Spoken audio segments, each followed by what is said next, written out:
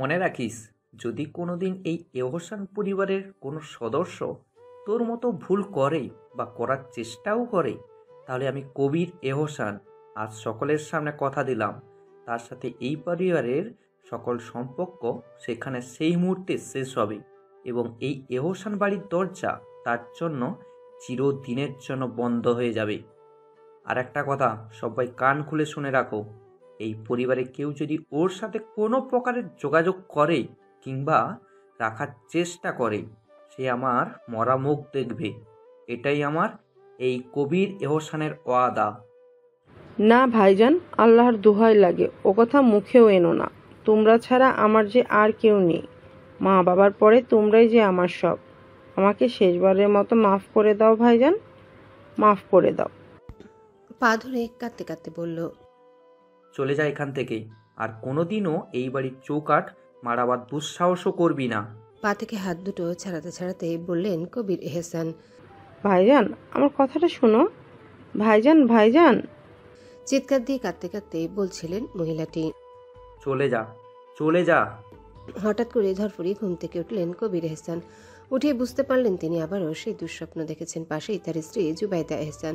এতক্ষণ গভীর ঘুমে থাকলেও হঠাৎ করে স্বামীর এরূপ ধরফড়িয়ে ঘুম থেকে উঠে পড়ার কারণে তার ঘুমও এতক্ষণে ছুটে গেছে।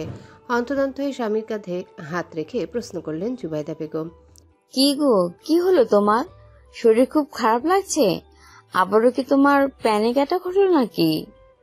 চিন্তিত ভঙ্গিতে কথাগুলো বলে নিজ স্বামীর বুকে পিঠে হাত দিয়ে মালিশ করতে লাগলেন। ইতিমধ্যে কবির সাহেব ঘেমে নিয়ে একাকার। স্ত্রীর দুশ্চিন্তা দেখে অবশেষে মুখ খুললেন তিনি। আহ, এত চিন্তা করো না তো জবা, আমি ঠিক আছি, কিচ্ছু হয়নি আমার। এই বলে স্ত্রীকে আশ্বাস দিতে লাগলেন তিনি। আর পরক্ষণে মনে মনে ভাবলেন, না জানি আল্লাহ কবে তাকে দুঃস্বপ্নগুলো থেকে রেহাই দিবেন, নাকি এই দুঃস্বপ্নগুলো আবারও কিছু অতীতের পুনরাবৃত্তি ঘটানোর অশনি সংকেত বয়ে আনছে। না, আর ভাবতে পারলেন না তিনি। ইতিমধ্যে বুকের বাপাসটায় কেমন যেন চিনচিনিয়ে উঠছে। তাই নিজেকে একটু ধাতস্থ করে স্ত্রীকে বললেন, এক গ্লাস পানি দাও তো জবা, আর সাথে ড্রয়ার থেকে একটা ট্যাবলেট দিও। জুবাইদা বেগম শোনার সাথে সাথে পানি এবং ঔষধ এগিয়ে দিলেন এবং চিন্তিত স্বরে জিজ্ঞাসা করলেন, ওগো, তোমার কি বুকে ব্যথা করছে? আমি কি রোদকে একটা কল করব? স্ত্রীর মুখে এরূপ কথা শুনে কবির সাহেব তড়িঘড়ি করে বলে উঠলেন, আরে না না, কি করছো কি? ছেলেটা সারাদিন ক্লান্ত থাকে, তাকে এখন আর ডিস্টার্ব করো না। আর তাছাড়া এখন এই দেশে হয়তো রাত, ও হয়তো এতক্ষণে শুয়েও পড়েছে, কেননা এখন প্রায় ভোর হতে চললো। তার উপর এখন আমার এই অবস্থা শুনলে ছেলেটা খামোখা টেনশন করবে, তাই ওকে এখন আর কল দিও না। আর ওইটা ওই আর কি, একটু আধটু ব্যথা, যেহেতু ওষুধ খেয়েছি সেরে যাবে আশা করি, তুমি আর চিন্তা করো না তো। স্বামীর মুখে এরূপ কথা শুনে পুরোপুরি চিন্তামুক্ত হতে পারলেন না জুবাইদা বেগম। কিন্তু এই মুহূর্তে ঠিক কি করবেন তাও বুঝতে পারছেন না, তাই তার সাথে আর তর্কে গেলেন না। পর মুহূর্তে ভাবলেন সকালে উঠে না একবার ছেলের সঙ্গে এই বিষয়ে কথা বলে নেবেন। এসব ভেবেই বিছানায় স্বামীর পাশে শুয়ে তার মাথায় হাত বুলাতে লাগলেন। কবির সাহেব এক পলক স্ত্রীর দিকে তাকিয়ে চোখ বন্ধ করলেন। পর মুহূর্তে স্মৃতির দৃশ্যপটে আজ থেকে 11 বছর আগে দৃশ্যগুলো ভেসে উঠতে শুরু করলো। চলুন আগে সকলের পরিচয় জানা যাক। এহসান ভিলা নামে যেমন সকলের কাছে পরিচিত, ঠিক তেমনি কর্মের দিক থেকেও সমাজে এহসান পরিবারের বেশ আলাদা একটা সুপরিচিতি আছে। জনাব মোহাম্মদ খায়রুল এহসান তিনি নির্মাণ করেছেন এই ভিলা। তিনি ছিলেন তৎকালীন সময়ের সুখ্যাতি সম্পন্ন চেয়ারম্যান। সমাজে তার ন্যায় বিচারের জন্য তার বেশ নামডাক ছিল। কিন্তু এক সড়ক দুর্ঘটনায় তিনি মারা যান। তার স্ত্রী ফজিলাতুন্নেসা এহসান। তার সন্তান 6 জন, 4 ছেলে 2 মেয়ে। তার বড় ছেলের নাম মোহাম্মদ কবির এহসান, একজন সফল ব্যবসায়ী। তার স্ত্রী জুবাইদা এহসান। এই দম্পতির রয়েছে এক ছেলে এবং এক মেয়ে। ছেলে ইফতেখার এহসান রৌদ্র, মেয়ে তাসনিয়া এহসান রুহি। খায়রুল এহসানের 2 ছেলে মোহাম্মদ সাব্বির এহসান। তিনিও বড় ভাইয়ের মতোই পারিবারিক ব্যবসায় নিয়োজিত আছেন। তার স্ত্রী রাফিয়া এহসান একজন গৃহিণী। এই দম্পতিরও 2 সন্তান, এক ছেলে এক মেয়ে। ছেলে ইশতিয়াক এহসান অনিক এবং মেয়ে তাফসিরা এহসান অরিন। খায়রুল এহসান এর তৃতীয় সন্তান আমরিন এহসান, চতুর্থ সন্তান জনাব মোহাম্মদ তায়েব এহসান, একজন পুলিশ কর্মকর্তা, তার স্ত্রী মাইমুনা এহসান। তাদের রয়েছে দুই যমজ মেয়ে আহিয়া এহসান এবং মাহিয়া এহসান, দুজনেই সবে ইন্টার ফার্স্ট ইয়ারে পড়ে। খায়রুল সাহেবের পঞ্চম সন্তান মোহাম্মদ তাশরিক এহসান, তিনি একজন সরকারি ভার্সিটির প্রফেসর। তার স্ত্রী রায়সা এহসান।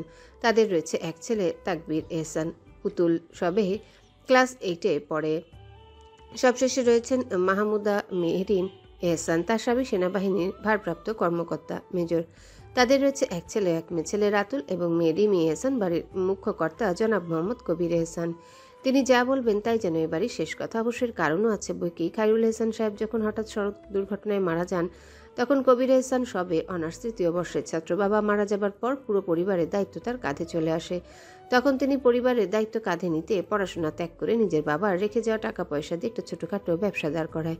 পরবর্তীতে তার কঠোর পরিশ্রমে আজ সমাজে তিনি একজন বিশিষ্ট সফল ব্যবসায়ী।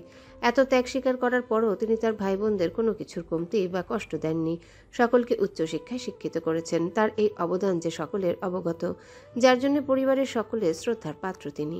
অতীত সবকিছু ভালোই চলছিল। পাড়া প্রতিবেশী থেকে শুরু করে আত্মীয় স্বজন সকলের কাছে এহসান পরিবার হচ্ছে যৌথ পরিবারের রোল মডেল। কিন্তু হঠাৎ করে একটা ঝড় চলে আসে আদর্শ পরিবারে, বয়ে আনে কিছু দুঃখ, কিছু বিচ্ছিন্ন বেদনা। জনাবা ফজিলাতুন্নেসা এহসান হঠাৎ করে হার্ট অ্যাটাক করেন এবং কয়েকদিন চিকিৎসাধীন থেকে মারা যান। তারপর থেকে পরিবর্তন হয়েছে অনেক কিছু, বদল হয়েছে কিছু সদস্যদের বৈশিষ্ট্য, বদল হয়েছে এহসান পরিবারের কিছু নিয়ম। তখনই কবির সাহেবের বড় ছেলে রৌদ্র সবে ক্লাস 1-এ পড়ে। তারপর কেটে যায় অনেক বছর। নদীর স্রোতের সাথে সময় যেন নিজের তালে তাল মিলিয়ে এগিয়ে যেতে থাকে। গ্রীষ্মের এক রৌদ্রময় দিনে দুপুরে কাঠফাটা রোদের প্রখরে শহুরে মানুষদের জীবন যেন অতিষ্ঠ প্রায়। তবুও নিজ নিজ জৈবিক চাহিদায় কত মানুষই যে এই রোদ মাথায় নিয়ে নিজ নিজ কাজের গন্তব্যে যাচ্ছেন। কিন্তু এত সবের মাঝেও আজ এহসান পরিবারের সকলের মাঝে রয়েছে ভিন্ন এক উৎকণ্ঠা। সকল সদস্য গৃহনিরাপদে একসঙ্গে বসে আছেন বাড়ির বড় সুসজ্জিত ড্রয়িং রুমে। তার পাশেই রয়েছে বাড়ির ডাইনিং রুম। তার কিছুটা দূরত্বে আছে বড় একটা কিচেন রুম, যেখানে আপাতত বাড়ির গৃহিণীরা বিশেষ কিছু রাখতে ব্যস্ত। বলা বাহুল্য এই বাড়ির কর্তাদের মতো এই বাড়ির গৃহিণীদের মধ্যে রয়েছে অসম্ভব ভালো বন্ধন। অবশ্য এর মূলে রয়েছে সকলের মন মানসিকতা। জুবাইদা বেগম এবং রাফিয়া বেগম হচ্ছেন বেস্ট ফ্রেন্ড। তাদের বন্ধুত্বের গণ্ডি যে স্কুল পেরিয়ে এখন অবধি। জুবাইদা বেগম এই বাড়িতে বউ হয়ে আসার পর 2 বছরের মধ্যেই সাব্বির সাহেবের জন্য পাত্রী দেখা শুরু হয়। কেননা কবির সাহেব নিজ পরিবারের দায়িত্ব পালন করতে গিয়ে একটু বয়স করে বিয়ে করেন। যখন সাব্বির সাহেবের জন্য মেয়ে দেখা হচ্ছিল, তখন জুবাইদা বেগমই রাফিয়া বেগমের কথা শ্বশুর শাশুড়িকে বলে এবং তার কথা মতো রাফিয়া বেগমকে সাব্বির এহসানের বউ করে আনা হয়। অবশ্য রাফিয়া বেগমকে অপছন্দ করবারও কোনো কারণ নেই। দুধে আলতা গায়ের রং এবং বড্ড ভালো মিশুক প্রকৃতির হওয়ায় সকলের কাছে বেশ পছন্দের তিনি। তাদের বিয়ের প্রায় 5 বছর পর এই বাড়ির বউ করে আনা হয় মাইমুনা বেগমকে। তিনিও যেন বোনের মতো, যাদের পেয়ে বড্ড খুশি। খুব তাড়াতাড়ি তাদের সাথে বোনের মতো মিলেমিশে চলতে শিখে গেলেন তিনি। তার বেশ 2 কি 3 বছর পর বাড়ির ছোট ছেলে বিয়ে করে আনে রাইসা বেগমকে। অন্য যাদের চেয়ে ছোট এবং একটু চঞ্চল হয় সকলেই তাকে স্নেহ করেন। তিনিও তার যাদেরকে ভীষণ সম্মান করেন। মাঝে মাঝে তো ভেবেও বসেন এরা কি আসলে একে অপরের যা নাকি আপন বোন। ভাগ্যিস আর 5টা বাড়ি যাদের মতো না তার যাগুলো। বাড়িতে জুবাইদা আর রাফিয়া বেগমের রান্নার হাত বেশ ভালো। বেশিরভাগ রান্নাই তারা করেন। মাইমুনা বেগম রান্না পারলেও তাকে ততটা করতে দেন না তারা। আর রাইসা বেগমকে তো আরও আগে রান্না করতে দেন না তারা। তিনি যাদের ওই টুকটাক কিছু সাহায্য করে রান্নার বাহিরে, এই আর কি। আপাতত সকলেই ভীষণ ব্যস্ত হাতে কাজ করছে। রাফিয়া বেগম রৌদ্রের জন্য গাজরের সন্দেশ বানাচ্ছে নিজ হাতে, কেননা ছেলে তার মেজ মার হাতে সন্দেশটা ভীষণ পছন্দ করে। এদিকে জুবাইদা বেগমও ছেলের পছন্দের খিচুড়ি রান্না করছেন আর মাঝে মাঝে সকলকে তাড়া দিতে লাগলেন। ওরে ছোট, তোর আর কত দূর রে? সোনা, এক্ষুনি তাসরিক আর তায়েফ মিষ্টি হাতে এলো বলে। ওরে মেজো, তোর সন্দেশ আর কত দূর? সেজো, ড্রয়িং রুমের পরিস্থিতি কি একটু দেখে আয় না বোন। জুবাইদা বেগমের অস্থির ভঙ্গিতে বলা কথাগুলো শুনে রাফিয়া বেগম আশ্বাস দিয়ে বলতে লাগলেন, আরে জবাই, এত চিন্তা করছিস কেন? আমাদের রৌদ্র হচ্ছে ভীষণ ট্যালেন্টেড ছেলে। তোর মনে নেই আমাদের ছেলেটা যে সব সময় বোর্ড স্ট্যান্ডে ট্যালেন্ট বলে বৃত্তি পায়? ওকে নিয়ে এত টেনশন করিস না বোন, দেখবি এবারও প্রতিবারের মতো অসাধারণ রেজাল্ট করবে ইনশাল্লাহ। তুই একটু শান্ত হো। রাফিয়া বেগমের কথায় তাল মিলিয়ে মাইমুনা বেগমও বলতে লাগলেন, মেজো আপা তো ঠিকই বলেছে বড় আপা, তুমি রোদকে নিয়ে শুধু শুধু চিন্তা করছো। আমাদের ছেলে অবশ্যই এসএসসিতে জিপিএস 5 পাবে, দেখো। ওনাদের কথার মাঝে রাইসা বেগম চঞ্চল পায়ে এগিয়ে এসে বললেন, বড় বউ, মেজো বউ, সেজো বউ, ওরা এসে গেছে। মিষ্টি নিয়ে আর রোদের রেজাল্টও নাকি বেরিয়েছে। জলদি এসো, সকলে ডাকছে। কথাগুলো শোনা মাত্রই সকলে এগিয়ে গেলেন ড্রয়িং রুমের দিকে। গিয়ে দেখতে পেলেন কবির সাহেব ছেলেকে জড়িয়ে ধরেছেন। ছাড়ার পরপরই সাব্বির সাহেব জড়িয়ে ধরেছেন। তার ছাড়ার পরপরই তাইফ সাহেব ভাতিজাকে সস্নেহে কপালে চুমু খেলেন। তার ছাড়ার পরপরই তাশরিক সাহেব ভাতিজাকে একেবারে কোলে তুলে নিলেন আর উচ্চস্বরে বলতে লাগলেন, আমার রোদ ট্যালেন্টেড পুলে জিপিএ 5 পেয়েছে, বোর্ডের স্ট্যান্ড করেছে। কথাগুলো শোনা মাত্রই গৃহিণীরা চটজলদি এগিয়ে আসলেন রৌদ্রের কাছে। জুবাইদা বেগম তো ছেলেকে জড়িয়ে ধরে কেঁদেই ফেলল আর ছেলের মুখে অজস্র চুমু খেতে খেতে বললেন, আমার আব্বা জিপিএ 5 পেয়েছে, আলহামদুলিল্লাহ। ওরে রাফু, তাড়াতাড়ি তোর সন্দেশ আন বোন, আমার আব্বাকে তাড়াতাড়ি খাওয়া। কথাগুলো বলে পাশে তাকাতে দেখলেন রাফিয়া বেগম আগে থেকে সন্দেশের থালা নিয়ে হাজির। কপট রাগ দেখিয়ে বললেন, ছাড় তো বাপটাকে। রোদাবু, একটু মিষ্টি মুখ করো। রৌদ্র মাথায় হাত বুলিয়ে মিষ্টি খাওয়াতে খাওয়াতে বলতে লাগলেন। ওনার কথার মাঝে বাকিরাও রৌদ্রের মাথায় মুখে অজস্র চুমু খেতে লাগলেন। হুট করে তাদের এত শত কথার মাঝে গুলুমুলু ছোট্টখাট্ট একটা লাল টুকটুকে ফ্রক পরে চঞ্চল পায়ে নুপুরে রিনিঝিনি আওয়াজ তুলে একজন তার 2 হাত দিয়ে রৌদ্রর কোমর জড়িয়ে ধরে পিছন দিয়ে আর অভিমানী স্বরে বলতে থাকে, তোমরা আমার রোদ ভাইকে এভাবে কেন মারছো? কি করেছে আমার রোদ ভাই? ও রোদ ভাই, রোদ ভাই কি হয়েছে তোমার? বলেই রৌদ্রর হাত ধরে টানতে থাকে অভিমানিনী। কিছু পল পরে রৌদ্র ফিরে চায় সেই ছোট্ট বাচ্চা পুতুলটার দিকে। ডাগর ডাগর হরিণী দু চোখ, চোখ ধাঁধানো গায়ের রং, যেন হালকা একটু টোকা দিলে রক্ত বেরোবে, চুলগুলো পেছন দিয়ে পনিটল করে বাঁধা। আর রৌদ্রের হৃদয়ে থমকে দেওয়া সেই নজর কাড়া গালে টোল পড়া হাসি। কিছুক্ষণ পর রৌদ্র তার হাতগুলো কোমর থেকে ছাড়াতে ছাড়াতে বলতে লাগলো, কেউ আমায় মারছে না অরি। রৌদ্র বুঝতে পারছে সবাই ওকে ভাবে জড়িয়ে ধরে একে একে ঘিরে রেখেছে, জন্যই হয়তো ছোট্ট অরিন ভেবেছে ওকে সবাই মারছে। ভেবেই রৌদ্র মুচকি হাসলো। রৌদ্রের মুখে কথা শুনেও অভিমানিনী শান্ত হতে পারল না। টলমল চোখে চেয়ে আছে রৌদ্রের পানে। এমন সময় জুবাইদা বেগম এগিয়ে এসে অরিনের গালে টপাটপ কয়েকটা চুমু খেয়ে বলতে লাগলেন, অরিমা, তোমার রোদ ভাইয়াকে আমরা কেউ মারছি না, আদর করছি। তোমার ভাইয়া আজকে খুব ভালো রেজাল্ট করেছে, সেজন্য। এই কথা শোনা মাত্র অরি আবারও ছুটে রোদের সামনে গিয়ে মাথা উঁচু করে দাঁড়িয়ে রোদের দিকে তাকিয়ে রইল কিয়ৎকাল। কেননা 16 বছরের রোদ্রের দিকে তাকাতে যে 7 বছরের ছোট্ট অরিনের ভীষণ বেগ পেতে হয়। তারপর অরিন বলতে লাগলো, রোদ ভাই, তুমিও কি আমার মতো ক্লাসে ভালো রেজাল্ট করেছো? তোমাকেও কি স্যাররা চকলেট দিয়েছে? অরিনের এমন বোকাশোকা কথায় সকলেই হেসে উঠল। গম্ভীর মুখ রৌদ্র অরিনের কথা শুনে চোখ ছোট ছোট করে তাকিয়ে রইল কিয়ৎক্ষণ। ভাইয়া, তুমি কি আমায় ভুলে গেলে? ছোট্ট রুহির এমন কথায় ঘাড় বাঁকিয়ে তাকালো রৌদ্র। মুচকি হেসে হাঁটু গেড়ে বোনের সামনে বসে 2 হাতের আজলায় বোনের মুখটা নিয়ে বেশ নরম স্বরে বলতে লাগলো, না, আমার বুড়িকে আমি কি করে ভুলি? তাহলে সবার হাতে মিষ্টি খেলে আমার হাতে খাবে না? বেশ অভিমান নিয়ে বলতে লাগলো রুহি। কে বললো খাবো না? আলবাত খাবো। আমার বুড়ির হাতে খাবো না তো কার হাতে খাবো শুনি? সাফাই গাইতে গাইতে বলল রৌদ্র। ভাইয়ের মুখে এমন কথা শুনে খুশি হয়ে এক ছুটে মিষ্টি এনে খাইয়ে দিতে লাগলো রুহি। সকলে এতক্ষণ দেখছিলেন এই ভাই বোনদের খুনসুটি। অতঃপর রোদের চাচারা মিলে প্রতিবেশীদের মাঝে মিষ্টি বিলিয়ে দিতে চলে যায়। ইতিমধ্যে স্কুল ব্যাগ কাঁধে নিয়ে বাড়িতে ঢুকে অনেক নবম শ্রেণীর ছাত্র। বাড়িতে ঢুকে ভাইকে জড়িয়ে ধরে সে উচ্ছ্বাসের সহিত বলতে লাগলো, কংগ্রাচুলেশনস ভাইয়া। থ্যাঙ্কস, বাট তুই কিভাবে জানলি? রোদ অবাক হয়ে প্রশ্ন করে, আরে আমি তো তোমার রেজাল্ট দেওয়ার আগে থেকেই জানতাম তুমি খুব ভালো রেজাল্ট করবে।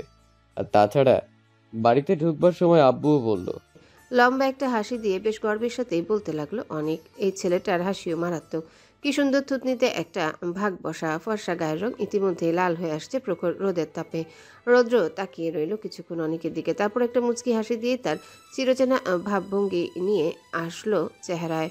বয়স অনুযায়ী বেশ গুরুগম্ভীর ছেলেটা, সহজে মুখ ফুটে কিছু বলে না। কেউ কিছু বললে শুধু হু হা এতেই উত্তর সীমাবদ্ধ রাখে নিজের। কিন্তু অনেক এই ছেলেটা যেন রৌদ্রের চেয়ে পুরাই উল্টো। প্রাণবন্ত এবং হাস্যোজ্জ্বল ছেলেটা, সবসময় মুখে যেন হাসিটা লেগেই থাকে।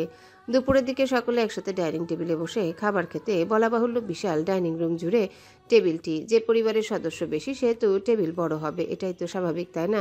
সকলে খাবার খেতে বসেছে আর গৃহিণীরা খাবার সার্ভ করছে। হঠাৎ খাবারের মাঝে কবির সাহেবকে ছেলে জিজ্ঞাসা করল, আব্বু, রোদ আজ তো তোমার রেজাল্ট দিল, তা তোমার বড় হয়ে কি হওয়ার ইচ্ছে আছে বাবা? তুমি যেটাই হতে চাও সেটাই হতে দেওয়া হবে। আর তাছাড়া তোমার বাকি পড়াশুনো বাইরে কমপ্লিট করাবো ভাবছি। আমি চাই তুমি লন্ডন তোমার মামা মামির কাছে থেকে বাকি পড়াশোনা কমপ্লিট করো। তা তোমার কি সিদ্ধান্ত আব্বু? হঠাৎ খাবারের মাঝে কবির সাহেব ছেলেকে জিজ্ঞাসা করলেন। বাবার মুখে এরূপ কথা শুনে কিছুক্ষণ চুপ থেকে কিছু একটা ভাবল রোদ, অতঃপর বেশ গম্ভীরভাবে উত্তর দিল, আব্বু, তোমার যা মতামত আমার তাতে কোনো আপত্তি নেই। আর তাছাড়া আমি জানি তুমি আমার জন্য বেস্টটাই করবে। আর রইল বাকি আমার বড় হয়ে কি হবার ইচ্ছে, সেটা আমি তোমাকে কিছুদিন পরে জানাই আব্বু। আমি একটু সময় চাচ্ছি। ছেলের মুখে এমন গোছালো কথা শুনে প্রাপ্তির হাসি হাসলেন কবির এহসান, অতঃপর বললেন, তোমার যখন ইচ্ছে বলো রোদ, আমি তাহলে তোমার মামার সাথে বাকি কথা বলে নিচ্ছি। আর তুমিও যাওয়ার প্রস্তুতি নিতে থাকো বাবা। আচ্ছা আব্বু। এতক্ষণ খাবার টেবিলে দুই বাবা ছেলের কথা চুপচাপ শুনছিলেন বাকি সদস্যরা। এসব শুনে ইতিমধ্যে জোবাইদা বেগমের চোখে পানি এসে ভিড় জমিয়েছে। কত আদরের সন্তান তার, কি দরকার ওকে এত দূর পাঠানোর? দেশেই না হয় কোনো একটা ভালো জায়গায় পড়াতে পারতেন। ছেলের রেজাল্ট দেওয়ার আগে তার ব্যাপারে তার স্বামী তার সাথে আলোচনা করেছে, কিন্তু জোবাইদা বেগমের মাতৃস্নেহ বরাবরই নাকচ করেছে স্বামীর এই প্রস্তাব। কিন্তু কবির এহসান যথেষ্ট ঠান্ডাভাবে বুঝিয়ে বলেছেন, আমাদের রোদের মেধা মাশাআল্লাহ অনেক ভালো। আমি চাই ওর মেধার যথেষ্ট কদর হোক, ও যেন ওর জীবনে সব কিছু ভালো সুযোগটা পায়। দেখো জোবা, আমার বাবা বেঁচে থাকলে কিন্তু আমিও বিদেশেই পড়াশোনা করতে যেতাম, কেননা আমার খুব ইচ্ছে ছিল এটা। কিন্তু ভাগ্যর অন্য কিছু ইচ্ছে ছিল। সে যাকগে, এখন আর তুমি না করো না, নিজেকে এই বিষয়ে সামলাও। রোদের রেজাল্ট দিলেই ওর সামনে এই প্রস্তাব রাখবো, দেখি ও রাজি হয় কিনা। এসব ভেবে আঁচলে চোখের পানিটুকু আড়াল করলেন তিনি। হঠাৎ কাঁধে কারো শীতল স্পর্শ পেতেই পাশে তাকালেন তিনি। দেখলেন রাফিয়া বেগম দাঁড়িয়ে এবং চোখ দিয়ে আশ্বাস দিচ্ছেন তিনি যেন এটাই রোদের জন্য সেরা সিদ্ধান্ত। অতঃপর সকলে খাওয়া দাওয়া করে যার যার রুমে চলে গেলেন। তারপর কেটে গেল আরও 5 দিন।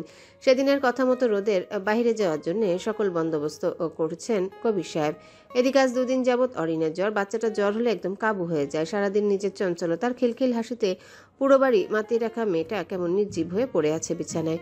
মেয়ের এমন করুণ চেহারা দেখে বুকটা হু হু করে উঠছে রাফিয়া বেগমের। সাব্বির সাহেবও বেশ চিন্তিত। মেয়ে যে তার চোখের মনি, কিন্তু মেয়েটা আবার হচ্ছে গিয়ে প্রচুর জেদি। 2 দিন ধরে বিছানায় পড়ে আছে, তবুও তাকে জোর করেও একটা ওষুধ খাওয়ানো যাচ্ছে না। খাওয়াতে গেলে চিৎকার দিয়ে বাড়ি মাথায় তুলে নিচ্ছে। চিৎকার শুনে সকলে একে একে রুমে আসে। তখন আবার মেয়ে আহ্লাদি হয়ে একবার তার বড় বাবার কোলে, না হয় বড় মার কোলে, না হয় অন্য কারো কোলে চড়ে বসে। আর রহিও আজ 2 দিন নিশ্চুপ হয়েছে, কেননা মেয়েটার খেলার সাথে যে বিছানায় এখনও কেমন অরিনের মাথার পাশে গালে হাত দিয়ে বসে আছেন। দীর্ঘশ্বাস ফেলে বিছানা থেকে উঠে দাঁড়ালেন সাব্বির সাহেব।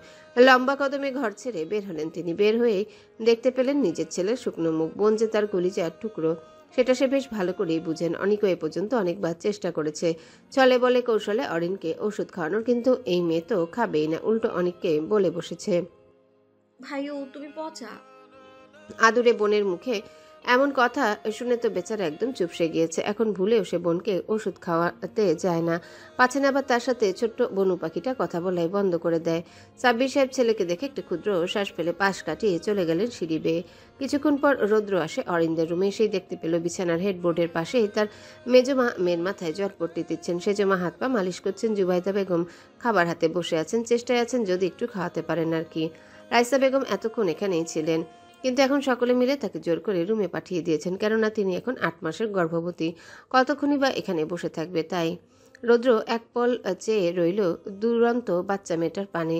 জ্বরের তোপে চেহারা রক্তিম আভা ফুটে উঠেছে। পরক্ষণে মুখ ফিরিয়ে চাইল অন্যদিকে। এই পিচ্চিটাকে এভাবে দেখে কেন যেন ওর খুব কষ্ট হচ্ছে। এতটা খারাপ লাগার তো কোনো কিছু নেই, সামান্য জ্বরই তো, এ আর এমন কি। কই রুহিরও তো কতবার এমন জ্বর হয়েছে, তখন তো একটু একটু খারাপ লাগলেও ভিতরে ভিতরে তো এমন হাসফাস লাগতো না। তাহলে এই 2 দিন হঠাৎ এমন লাগছে কেন তার জন্য এমন অনুভূতি নিতান্তই নতুন, এবং মনে মনে সে তো এগুলোকে বিদঘুটে তকমাও দিয়ে ফেলেছে। না, এত কিছু ভেবেও শান্তি পাচ্ছে না সে। মন শুধু এই পিচ্চিটার হাসি দেখতে চাইছে ও সুস্থতা কামনা করছে। বেশ অনেকক্ষণ পর জুবাইদা বেগম উঠে চলে গেলেন রান্নাঘরে খাবারের প্লেট রাখতে। না, মেয়েটাকে এক লোকমাও জোর করে খাওয়াতে পারল না। অবশেষে হার মানলেন তিনি। কিছুক্ষণ পর মাইমুনা বেগমকে ডাক পাঠালেন তাইফ সাহেব। আপাতত ঘরে আছে শুধু রৌদ্র আর রাফিয়া বেগম। রাফিয়া বেগমের দিকে চেয়ে রৌদ্র বলে উঠল, মেজুমা, তুমি তো এখনো খেলে না, আর কতক্ষণ না খেয়ে থাকবে? পরে তো তুমিই অসুস্থ হয়ে পড়বে। যাও আগে খেয়ে নাও, পরে অলির কাছে বসো। রাফিয়া বেগম চাইলেন একবার বলবেন, কিছু হবে না, তার মেয়ের কাছে থাকবে সে। কিন্তু রৌদ্র জোরাজোরিতে যেতেই হলো তাকে। রাফিয়া বেগম চলে যেতেই রৌদ্র বসলো তার জায়গায় আর অরির মাথায় জলপট্টি দিতে লাগলো। কিছুক্ষণ পর অরি চোখ পিটপিট করে তাকিয়ে দেখলো রৌদ্র তার মাথায় হাত বুলিয়ে দিচ্ছে। তাকে এভাবে তাকিয়ে থাকতে দেখে রৌদ্র গম্ভীর কণ্ঠে জিজ্ঞাসা করলো, তাকিয়ে আছিস কেন? আর ওষুধ খাচ্ছিস না কেন তুই? জ্বরে পড়ে থাকতে ভালো লাগছে তোর? এত জ্বালাস কেন তুই? জ্বরের শরীরে এত কথা আদৌ অরি বুঝলো কিনা কে জানে, শুধু বলল, ওষুধ পচা রোদ ভাই, ভালো লাগে না আমার ওগুলো খেতে। ওষুধ পচাই হয়, তাও খেতে হবে সুস্থ হতে চাইলে। তুই কি সুস্থ হবি না? তড়িঘড়ি করে মাথা উপর নিচ ঝাঁকালো অরি, যার মানে সে সুস্থ হতে চায়। রৌদ্র ছোট্ট এক শ্বাস ফেলে অরিকে আস্তে করে উঠিয়ে বিছানার সাথে হেলান দিয়ে বসায়। তারপর পাশে থাকা ফ্রুটস থেকে কিছু ফ্রুটস চাকু দিয়ে কেটে অরির মুখের সামনে ধরে। অরি মাথা ডানে বামে ঘুরায়, মানে সে খেতে চায় না। এই দেখে রৌদ্রর মেজাজ চটে যায়, দাঁত কিরমিরিয়ে বলে ওঠে, এগুলো খাবি নাকি থাপ্পড় খাবি? একটা থাপ্পড় দিয়ে দাঁত সব ভেঙে দিব, তাহলে আর খাওয়ার ঝামেলা থাকবে না। থাপ্পড়ের কথা শুনে অরি চুপচাপ ভালো বাচ্চাদের মতো হাঁ করে। বাড়িতে কেউ তার গায়ে ফুলের টোকাও দেয় না, কিন্তু তার মা মাঝে মাঝে দুই একটা থাপ্পড় দিয়ে বসে বেশি দুষ্টামি করলে সেজন্য থাপ্পড়কে বেশ ভালোই ভয় পায় অরি। এদিকে অরিকে খেতে দেখে স্বস্তি নিঃশ্বাস ফেলে রোদ। অরিকে ফ্রুটস আর এক গ্লাস দুধ খাইয়ে ওষুধ হাতে নেয় রৌদ্র। ওষুধ দেখে নাক মুখ কুচকে ফেলে অরি, অসহায় ভঙ্গিতে বলতে থাকে, রোদ ভাই, এগুলো না খেলে জ্বর সারবে না? না। মন খারাপ করে ফেলে ছোট্ট অরিন, ফের বলে ওঠে, তুমিও পচা ওষুধ ছাড়া মজার ওষুধ দাও না, এগুলো মজা না, একটু খেতে পারি না আমি এগুলো। আমি তোকে কিভাবে অন্য ওষুধ দিব বল? আমি কি ডাক্তার? ঠোঁট উল্টে অবুঝ অরিন ফের জিজ্ঞাসা করে, ডক্টর না হলে ওষুধ দিতে পারবে না তুমি? না। অরিন এবার কাঁদো কাঁদো হয়ে বলেই ফেললো, কেন হলে না ডক্টর রোদ ভাই? তুমি না পরীক্ষায় ভালো নম্বর পেয়েছো, তাহলে ডক্টর হলে না কেন? তুমি ডক্টর হলে তো আমাকে মজার করে ওষুধ খেতে দিতে পারতে, আমিও সুস্থ হয়ে যেতাম। রৌদ্র ছোট্ট অরিনের কথা শুনে না চাইতেও হেসে ফেললো আর অরিনের কাঁদো কাঁদো চেহারার দিকে তাকিয়ে চোখে একরাশ মায়া নিয়ে অরিনের জ্বরের তাপে উষ্ণ গালে হাত রেখে জিজ্ঞাসা করলো, আমি ডাক্তার হলে তুই আমার কাছে নিজের চিকিৎসা করাবি? ছোট্ট অরিন কি বুঝলো কে জানে। রৌদ্রের মুখে ডাক্তার হবার কথা শোনা মাত্রই কাল বিলম্ব না করেই মাথা জোরে জোরে উপর নিচ ঝাঁকাতে লাগলো। রৌদ্র অরির দিকে চেয়ে মুচকে আসলো এবং অরির লাল হয়ে যাওয়া নাক টেনে দিয়ে বলল, ঠিক আছে, আমি ইফতেকার এহসান রৌদ্র আজ কথা দিচ্ছি, আমি অনেক বড় ডাক্তার হব অরি। ইয়ে, আর আমি অসুস্থ হলে তোমার দেয়া মজার ওষুধ খাবো। হাততালি দিতে দিতে উচ্ছ্বসিত কণ্ঠে বলতে লাগলো অরিন। আর রৌদ্র চেয়ে রইল সে উচ্ছ্বসিত হতে থাকা পিচ্চি মেয়েটার দিকে, যার টোল পড়া হাসিতে রৌদ্রের বুকে কেমন যেন মোচড় দেওয়া অনুভূতি হচ্ছে। আচ্ছা, এমন লাগছে কেন তার? কেন এই পিচ্চির কথা মতো সেও ডাক্তার হতে চাইছে?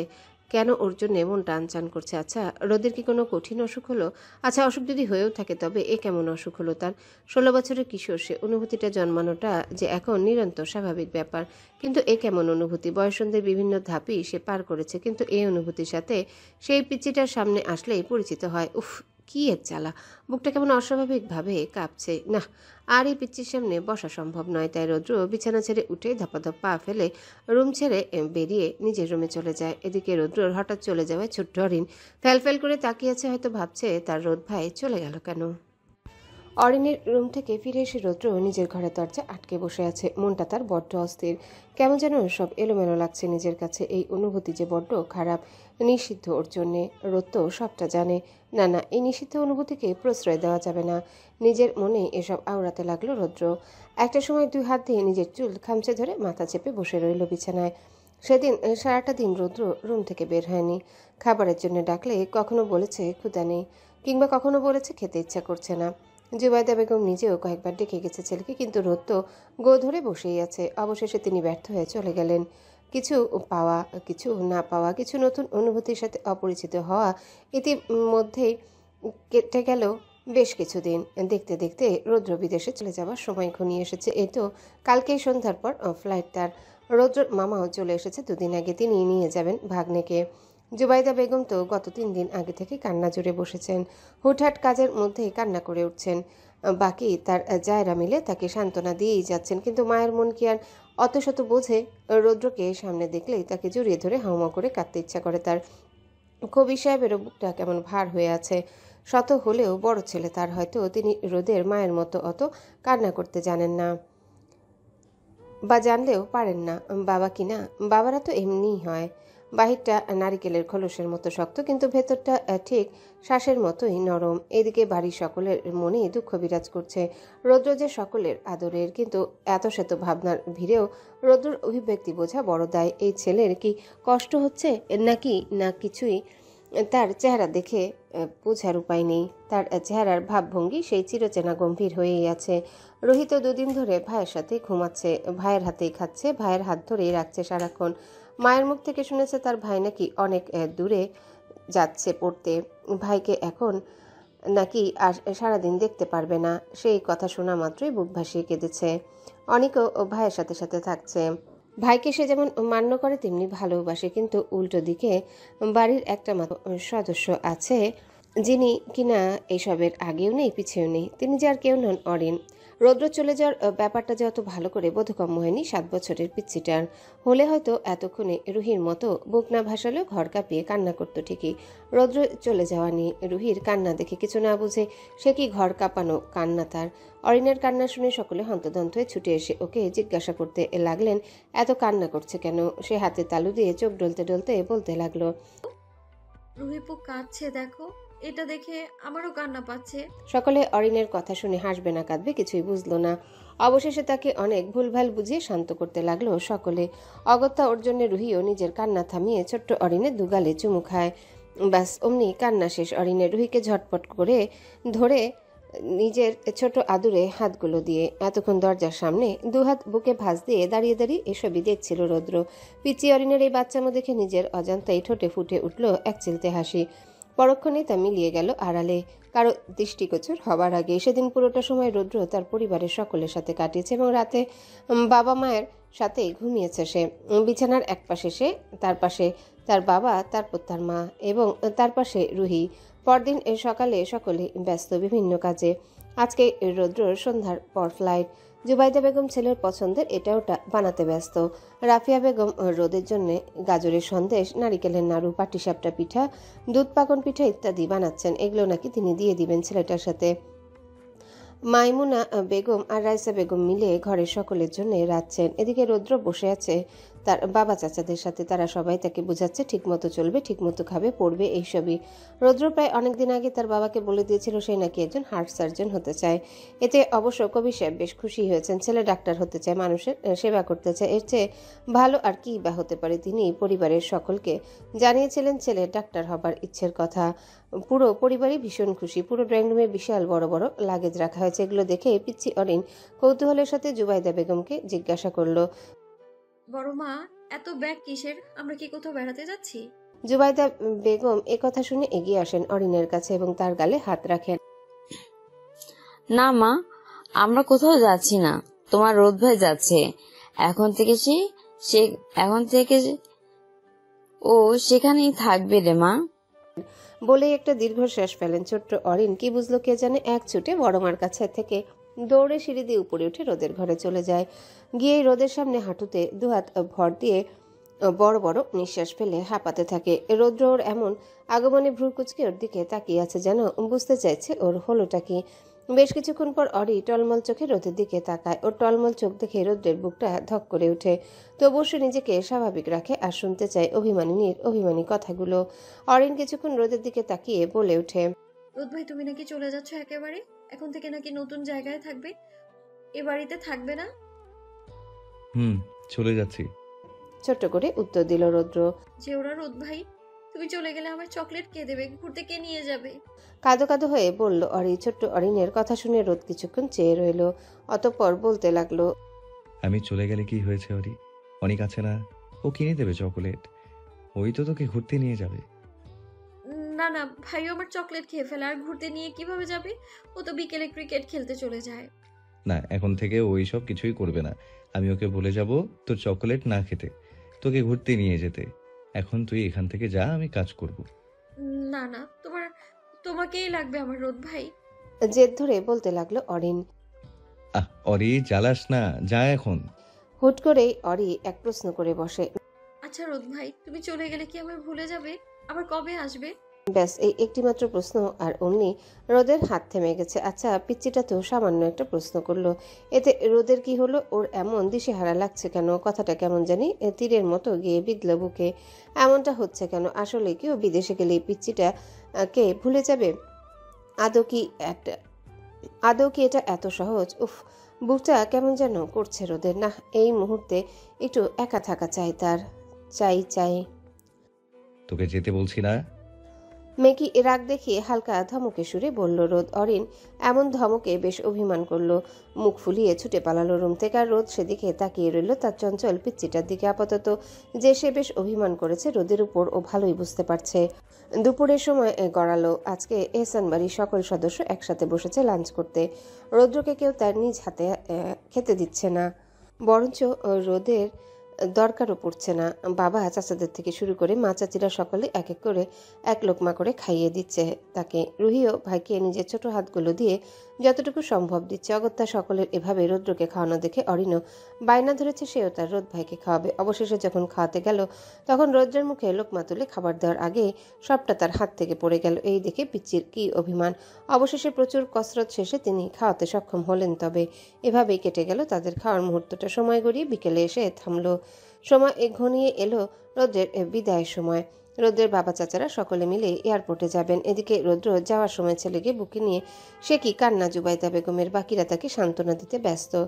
বাসার বড় ড্রয়িং রুম জুড়ে বসে আছেন বাড়ির সকল সদস্য, নেই শুধু একজন। কিন্তু রৌদ্র চোখ এবং মন দুটোই যেন খুঁজছে সেই একজনকে, সেই চঞ্চল পিচ্চিটাকে। কোথাও দেখতে না পেয়ে তার মেজমাকে জিজ্ঞাসা করলো, মেজমা, অরি কই? বাবা, ও তো এখন ভাত ঘুম দিচ্ছে। তুই 1 মিনিট দাঁড়া, আমি ওকে ডেকে নিয়ে আসছি।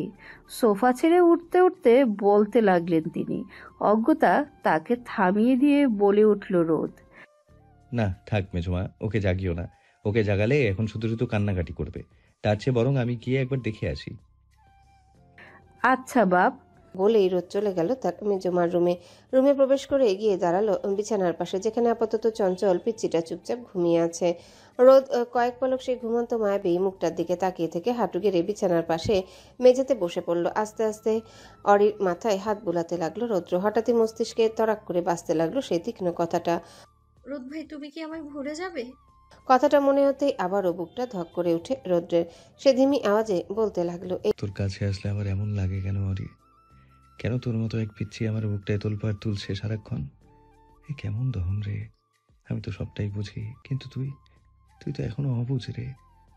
আমি ফিরে আসবো অরি, ঠিক ততদিন পর যতদিনে তুই বুঝতে শিখবি সব। বুঝতে শিখবি ভালোবাসা কি। দোয়া করি খুব ভালো থাক তুই। এই বলে উঠে পড়ে সে। রুম ছেড়ে বের হতে উদ্যত হতে আবার কি যেন একটা মনে করে আবারও পিছনে ফিরল রোদ। এবার গিয়ে অরির কানের কাছে মুখ নিয়ে পিছপিছিয়ে বলতে থাকে রোদ, তোকে ভুলে যাওয়ার আগে আমার এই নিঃশ্বাস বন্ধ হোক। আমাকে ভুলে যাওয়ার ক্ষমতাও যেন তোর কভু না হোক। ভালো থাকিস সানশাইন। এই বলে আর এক মুহূর্ত সেখানে থাকলো না রোদ, চলে গেল সে। কিন্তু যাওয়ার আগে যে নিজের মনের অব্যক্ত কিছু কথা বলে চলে গেল এই ঘুমন্ত পরীটাকে সে কি আর আদৌ শুনতে পেল? পাবেই বা কি করে? সে যে গভীর ঘুমে রয়ে গেল কিছু মনের অনুরক্তি এই চার দেয়ালের মাঝে। আদৌ কি কখনো রোদের এই অব্যক্ত প্রণয় বুঝবে তার প্রেয়সী? সম্ভব কি কখনো এই সম্পর্ক? হয়তো হ্যাঁ, হয়তো বা না। দেখা যাক সময়ের সাথে সাথে এই প্রণয় কি থাকবে, নাকি আবার সঙ্গীন হৃদয় অনুভূতি হয়ে ধরা দিবে দুজনার মাঝে। কপালে হাত রেখে অতীতে সেই স্মৃতিগুলো মনের কোণে আওড়াতে আওড়াতে একটা সময় ঘুমিয়ে পড়লেন কবির সাহেব। চারিদিকে ফজরের আজান ভেসে আসছে। কিছুক্ষণ পরে জেগে উঠলেন জুবাইদা বেগম। পাশেই স্বামীর ঘুমন্ত নির্মল মুখশ্রীর দিকে তাকিয়ে রইলেন কিয়ৎক্ষণ। ছোট্ট একটা নিঃশ্বাস ফেলে বিছানা ছেড়ে তিনি উঠে চলে গেলেন ওয়াশরুমে। বেশ কিছুক্ষণ পর একেবারে অজু করে বের হলেন তিনি। বের হয়ে আবারও স্বামীর দিকে তাকালেন আর ভাবলেন হয়তো রাতে অসুস্থ হয়ে যাবে, ক্লান্ত সে, তাই তিনি স্বামীকে ডাকলেন না। নিজে নামাজ পড়তে চলে গেলেন। নামাজ শেষে কিছুক্ষণ কোরআন পড়লেন জুবাইদা বেগম। এটা যে তার রোজকার অভ্যাস। এখনও কবির সাহেব গভীর ঘুমে। কোরআন পড়ার শেষে তিনি চলে গেলেন তাদের বাগানে। বলা বাহুল্য এহসান বাড়ি এখনও যৌথ থাকে। বাড়িটা বেশ ভালোই বড়। নিচতলায় 4 রুমে কবির এহসান, সাব্বির এহসান, তাইফ এহসান আর তাশরিক এহসান এই 4 ভাই থাকেন। আর দোতলায় আছে বাথরুম। সিঁড়ি দিয়ে উপরে উঠে একেবারে বাম দিকে কর্নারের রুমটা অনিকের। তার পাশের রুমটা আহি আর মাহির, তার পাশেরটা রিমির। এই 3টা রুমের পরে মাঝে একটা ছোট্ট বসার মতো ড্রয়িং রুম, সেখানেও সোফা সেট বিছানো। এর ঠিক ডান পাশের প্রথম রুমটা অরির, তার পাশের রুমটা রুদ্রের। বিশাল এই ডুপ্লেক্স বাড়িটির সামনে রয়েছে গেট অবধি বেশ খানিকটা চওড়া রাস্তা। বাড়িটার একপাশে রয়েছে ফুল বাগান, বাগানটাতে রয়েছে বেশ কয়েক ধরনের ফুল গাছ, গোলাপ, রজনীগন্ধা, ডালিয়া, গাঁদা, সূর্যমুখী, আর সবচেয়ে শেষে রয়েছে রৌদ্রর শখের কাঠগোলাপ গাছটি। জুবাইদা বেগম চলে এলেন বাগানে হাঁটতে। তার ছেলে রৌদ্রর হাতে করা বাগান এটা, রোজ তিনি এখানে আসেন হাঁটতে। এখানে আসলে তার মনটা আপনা আপনি ভালো হয়ে যায়। ছুঁয়ে ছুঁয়ে দেখতে থাকেন ছেলে রেখে যাওয়া স্মৃতিগুলো। প্রতিদিন তিনি এগুলোর যত্ন নেন, এমনকি ছেলের রুমটিও রোজ নিয়ম করে গোছান তিনি। আসলে কি গোছানো শুধু ছেলের রুমে গিয়ে চুপচাপ একবার বিছানায় হাত মোড়ানো, ছেলের ছবির ফ্রেমে চুমু খেয়ে চোখ থেকে 2-3 ফোঁটা অশ্রু গড়ানো, ছেলের স্কুল থেকে জিতে আনা প্রাইজগুলো নিজের শাড়ির আঁচল দিয়ে বারবার মুছে ঠোঁটে এক চিলতে হাসি ফোটানো, ছেলের স্কুল ড্রেসটি নিয়ে ঘন্টার পর ঘন্টা বুকে জড়িয়ে থাকাই যেন তার রোজকার রুটিনের এক বিরাট অংশ। এগুলো তিনি প্রতিদিনই করেন, আর করবেনই বা না কেন, মা তো নারী ছেড়া ধন তার। কতগুলো বছর সামনে থেকে দেখেন না, একটু ছুতে পারেন না, একটু জড়িয়ে ধরে কপালে চুমু খেতে পারেন না। এর চেয়ে বড় কষ্ট আর কিই বা আছে। রুদ্র চলে যাবার পর প্রথম 5 বছরে ছেলেটা প্রতি বছরে একবার করে আসতো, কিন্তু আস্তে আস্তে ছেলের পড়ার চাপও বাড়তে থাকে আর ছেলের আশাও বন্ধ হয়ে যায়। আজ প্রায় 6 বছর ছেলেটা আসেন। এগুলো ভাবতেই দীর্ঘশ্বাস ফেলেন তিনি। হঠাৎ ঘাড়ে কারো শীতল স্পর্শ পেতেই পেছনে ফিরেন তিনি। তাকিয়ে দেখেন রাফিয়া বেগম দাঁড়িয়ে আছেন। জুবাইদা বেগমকে চুপ থাকতে দেখে প্রশ্ন করলেন রাফিয়া বেগম, রোদের কথা মনে পড়ছে জবা? এই কথার উত্তরে ছোট করে শ্বাস ফেললেন জুবাইদা বেগম। রাফিয়া বেগম যেন তার উত্তর পেয়ে গেছেন, তাই তো এক হাতে জড়িয়ে নিলেন প্রাণপ্রিয় বান্ধবী কম বোনকে, মাথায় হাত বুলিয়ে বলতে লাগলেন, চিন্তা করিস না, আমাদের রোদ ভালোই আছে। এই তো আর কটা দিন, এরপরেই তো শেষ। ইনশাআল্লাহ ঘরের ছেলে ঘরে ফিরে আসবে, তুই শুধু দোয়া করবন। তারপর দুহাতে আগলে ধরলেন জুবাইদা বেগমের মুখখানা। গড়িয়ে পড়া অশ্রুগুলো মুছে দিলেন সযত্নে। জুবাইদা বেগমও মন এবং নিজেকে ধাতস্থ করে নিলেন শীঘ্রই। তারপর দুজনে কিছুক্ষণ হাঁটাহাঁটি করে বাড়ির ভিতরে প্রবেশ করলেন। ইতিমধ্যে মাইমুনা বেগম ও রাইসা বেগম উঠে পড়েছেন ঘুম থেকে। তারপর চারজা মিলে হাতে হাতে সকালের নাস্তার প্রস্তুতি করতে লাগলেন। সকাল 8টা। কবির সাহেব ঘুম থেকে উঠলেন সবে। রোজ ভোরে নামাজ পড়ে হাঁটতে বের হন তিনি, কিন্তু আজ শরীর ততটা ভালো না থাকায় গেলেন না। অতঃপর ফ্রেশ হতে চলে গেলেন তিনি। ফ্রেশ হয়ে বের হতে না হতে দেখলেন তার ঘরে তার ভাইয়েরা উপস্থিত। তিনি কিছুক্ষণ অবাক হয়ে তাকিয়ে রইলেন সকলের পানে। ওয়াশরুমে দরজার আওয়াজ পেতে 3 ভাই চাইলেন সেদিকে। কবির সাহেবকে দেখেই তারা তড়িঘড়ি করে কবির সাহেবকে ধরাধরি করে বিছানায় বসে নিজেরা বসলেন তাকে ঘিরে। কবির সাহেব খাটে তার ডান হাত ধরে বসে আছেন সাব্বির সাহেব, বাম হাত ধরে বসে আছেন তায়েব সাহেব, আর 2 পায়ের সামনে হাঁটু মুড়ে বসে আছেন তাশরিক সাহেব। কবির সাহেব কিছুক্ষণ হতভম্ব হয়ে রইলেন ভাইদের কাণ্ড দেখে। কিছুক্ষণ পর নিজে থেকে কিছু জিজ্ঞাসা করবেন, তার আগেই তার ভাইরা জিজ্ঞাসা করতে লাগলেন একে একে, ভাইজান, তোমার নাকি কাল রাতে শরীর খারাপ হয়েছিল? বেশ চিন্তিত স্বরে জিজ্ঞাসা করলেন সাব্বির সাহেব। ভাইজান, তোমার নাকি বুকে ব্যথা উঠেছিল? পরপরই একইভাবে জিজ্ঞাসা করলো তাইফ এহসান। ভাইজান, এখনই কি খারাপ লাগছে? ডাক্তার ডাকবো? এবার জিজ্ঞাসা করলেন তাশরিক সাহেব। ওরে, তোরা কি শুরু করলি বাচ্চাদের মতো? একে একে প্রশ্ন করেই যাচ্ছিস। আমাকে অন্তত বলতে দে কিছু। আমার কিচ্ছু হয়নি, আমি ঠিক আছি আলহামদুলিল্লাহ। কবির সাহেব হাত দুটো ছাড়াতে চেয়ে বললেন, কিন্তু ভাবিমা যে বলল তোমার নাকি শরীর খারাপ করেছিল রাতে, আবার তুমি নাকি ওষুধ খেয়েছো বুকের ব্যথায়। সকলে একসাথে বলতে লাগলো, ও কিচ্ছু না, এই বয়সে এসব একটু আধটু হয় আর কি। তোরা এত চিন্তা করিস না তো। ভাইদের আশ্বাস দিয়ে বলতে লাগলেন কবির সাহেব, চিন্তা হবে না কেন ভাইজান? তুমি ছাড়া আমাদের আর কেই বা আছে বলো? তুমি যে আমাদের বাবা মা সব। 3 ভাই বাচ্চাদের মতো ঠোঁট উল্টে কথাগুলো বলে একসাথে বড় ভাইয়ের কোলে মাথা রেখে কোমর জড়িয়ে ধরে। কবির সাহেব ভাইদের এমন অকৃত্রিম ভালোবাসায় সন্তুষ্টির হাসি হাসেন। অতঃপর নিজেও তাদের আগলে জড়িয়ে ধরেন। দরজার বাহির থেকে রুমে উকি দিয়ে এতক্ষণ দাঁড়িয়েছিলেন বাড়ির বউরা। 4 ভাইয়ের এমন মিল অকৃত্রিম ভালোবাসা দেখে সকলেরই যেন চোখ এবং মন জুড়িয়ে যায়। কেউ দেখলে বলবে এদের এত বয়স হয়েছে, অথচ দেখো এখনো কেমন বাচ্চাদের মতো করে। এসব দেখে মনে মনে সকলে দোয়া করতে লাগলেন, আল্লাহ যেন সর্বদা এদের জুটি সহি সালামতে রাখেন। প্রায় আধা ঘন্টা পর 4 ভাই মিলে খাবার টেবিলে উপস্থিত হন। তার প্রায় 5 মিনিট পরে সিঁড়ি বেয়ে নেমে আসে অনিক, একদম ফর্মাল গেটআপে। সেই কিশোর অনিক যে এখন একজন সুঠামদেহী যুবক, 5 ফিট 11 ইঞ্চি উচ্চতার, 26 বছরের বলিষ্ঠ গড়নের যুবক। সে ফর্সা, গায়ের রং আর থুতনিতে ভাগ পড়া। ছেলেটার হাসি দেখলে যে কেউ মুগ্ধ হতে বাধ্য। সবসময় প্রাণবন্তর হাস্যোজ্জ্বল থাকাই যেন অনিকের অন্যতম পজিটিভ দিক। অনিক একটা মাল্টিন্যাশনাল কোম্পানিতে সফটওয়্যার ইঞ্জিনিয়ার হিসেবে জয়েন করেছে। এই তো সবে 3 মাস হলো। অনিকের ইচ্ছে ছিল ইঞ্জিনিয়ারিং পড়ার, তাই তো সে রৌদ্রর মতো মেডিকেলে না গিয়ে বুয়েটে পড়েছে। কবির হাসান তাকেও তার এসএসসি পর বিদেশে পড়ানোর জন্য যেতে বলেছিলেন, কিন্তু অনিকের এক কথা, সে কিছুতেই বিদেশে পড়তে যাবে না। দেশেই স্বনামধন্য বিশ্ববিদ্যালয়ে পড়বে। অকথা তাকে আর কেউ জোর করেনি। অনিকের পড়াশোনা শেষে সাব্বির সাহেব তাকে বলেছিলেন পারিবারিক ব্যবসায় যোগ দিতে, কিন্তু অনেক এই প্রস্তাব একেবারেই নাকচ করে দেয়। সেদিন সে তার বাবাকে বলেছিল, বাবা, আমার ইচ্ছে হচ্ছে ইঞ্জিনিয়ার হিসেবে কোথাও জব করা। ব্যবসার প্রতি আমার কোনো ইন্টারেস্ট নেই। প্লিজ জোর করো না এই বিষয়ে। ইন্টারেস্ট নেই মানে? রোদ তো এখন এখানে নেই, থাকলে তাকেই বলতাম ব্যবসায় জয়েন করতে। কিন্তু তুমি তো আছোই। দেখো, আমার আর ভাইজানের বয়স হয়েছে, আমরা আর কতদিন সবটা সামলাতে পারবো বলো? এখন যদি তোমরা না সামলাও তাহলে কিভাবে হবে? সাব্বির সাহেব কিছুটা রাগান্বিত হয়ে বলতে থাকেন, আহ সাব্বির, থাম তুই। ওর যেই প্রফেশনে ইচ্ছে ও সেই প্রফেশনে যাবে। ওর ওপর কোনো প্রকার জোর করিস না। তোরা কি ভুলে গেলি আমি কখনোই তোদের কাউকে নিজ নিজ প্রফেশন বেছে নেওয়া থেকে বাধা দিইনি। তুই নিজ ইচ্ছাতে আমার সাথে ব্যবসায় যোগ দিয়েছিস। তায়েব নিজ ইচ্ছা অনুযায়ী পুলিশ হয়েছে এবং তাসরিফও প্রফেসর হয়েছে স্বেচ্ছায়। তাহলে তুই কেন ছেলেকে জোর করছিস এই বিষয়ে? মনে রাখবি, জিনিসটা ওর। আমি চাই না ওর জীবনে ও আমাদের জোরের বসে এমন প্রফেশনে জড়াক যেটা ও পছন্দই করে না। কেননা আমি চাই না শেষ বয়সে ওর নিজের জীবন নিয়ে কোনো আফসোস থাকুক। বাবা অনেক, তোমার যেটা হতে ইচ্ছে করে সেটাই হও তুমি। মনে রেখো, বড় আব্বু সবসময় তোমার সাথেই আছি। কবির সাহেবের এমন কথায় সকলের মনে আরও একবার তার জন্য শ্রদ্ধা বেড়ে গেল। অনেক তো পারে না খুশি হয়ে তার বড় বাবাকে জড়িয়ে ধরতে, কিন্তু পরক্ষণেই নিজের অতি আবেগ সামলে নেয়।